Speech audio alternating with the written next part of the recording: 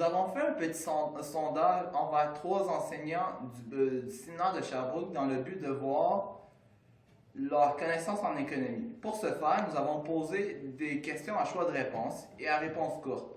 Voici le résultat. Bonjour, merci beaucoup d'avoir pris le temps de 5 minutes pour répondre à votre sondage.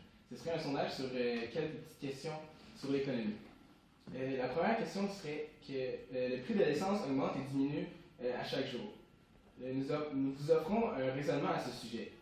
C'est les propriétaires de stations de service qui influencent le prix de l'essence. Est-ce que c'est vrai ou faux? En partie vrai.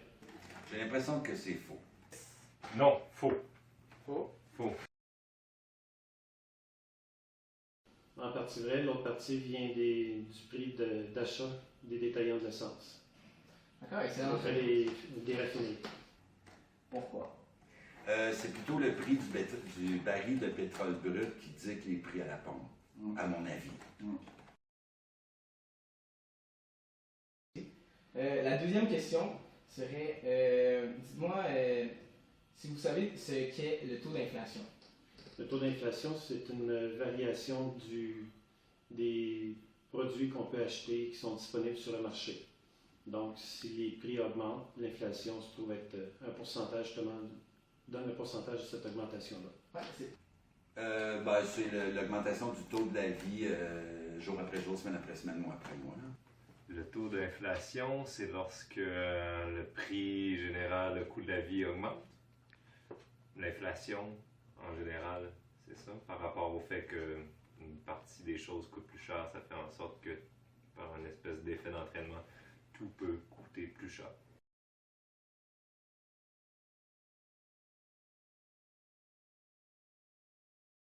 Potentiellement. OK. Et est-ce que ça se fait un taux d'inflation de 1000%? Ça me semble beaucoup. Une situation exceptionnelle, peut-être. Certains contextes économiques très instables. Ça, c'est déjà vécu ailleurs. Pas ici, mais ça, c'est déjà vécu ailleurs, même plus que 1000% dans une année. Et à ce moment-là, c'est la monnaie qui est dévaluée de manière terrible. Au Canada, j'ai jamais entendu de telles proportions, mais dans des pays en voie de développement, j'ai vu ça. Par exemple, au Pérou, en 87, j'étais au cégep, j'ai fait un échange, comme il se fait ici aussi à l'école, en Haïti, entre autres, et j'avais vu une dévaluation du dollar où on était passé de 1000 NTIS à 1 soles. Fait que là, c'était une dévaluation de 1000%. Mais c'est la seule fois que j'ai vu une telle dévaluation. Et dites-moi ce que vous savez du marché boursier. C'est quoi? Qu'est-ce qu'on fait là? Qu'est-ce qu'on fait dans cette classe-là? Il paraît qu'on achète des actions, Ouais. ce qui nous permet de faire de l'argent en ne faisant rien. Bon, j'en connais un petit peu dans la mesure où j'ai quelques placements de titres REER qui sont dans des portefeuilles de titres, mais j'en ai qu'une fraction. J'ai beaucoup plus d'obligations d'épargne, des choses comme ça, des valeurs plus sûres, parce qu'évidemment, les valeurs boursières fluctuent énormément. Mais au final, on fait toujours un petit peu de sous avec les placements. J'essaie de ne pas prendre trop de risques au niveau des titres boursiers parce que ça fluctue énormément. C'est parfait. Merci de nous. Sur le marché boursier, c'est une manière pour des investisseurs d'investir dans une compagnie.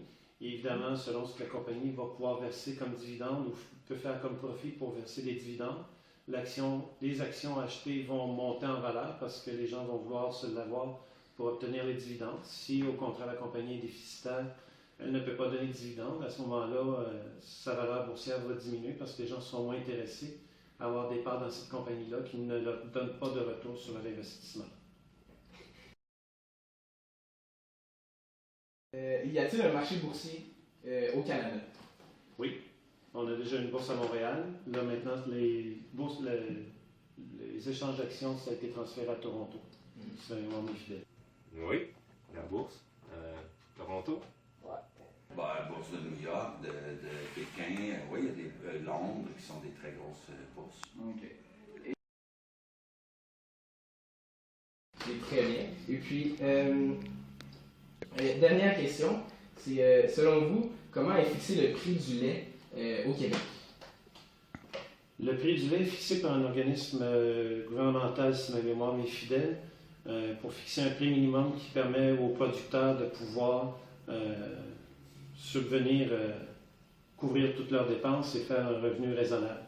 Et en même temps aussi assurer et un prix plancher et un prix plafond. En effet, c'est très très bon. C'était toutes les questions, fait que merci pour votre temps.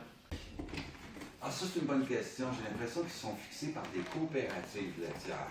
Mais je t'avoue que j'en sais pas plus. Par l'Union des producteurs laitiers. Ok.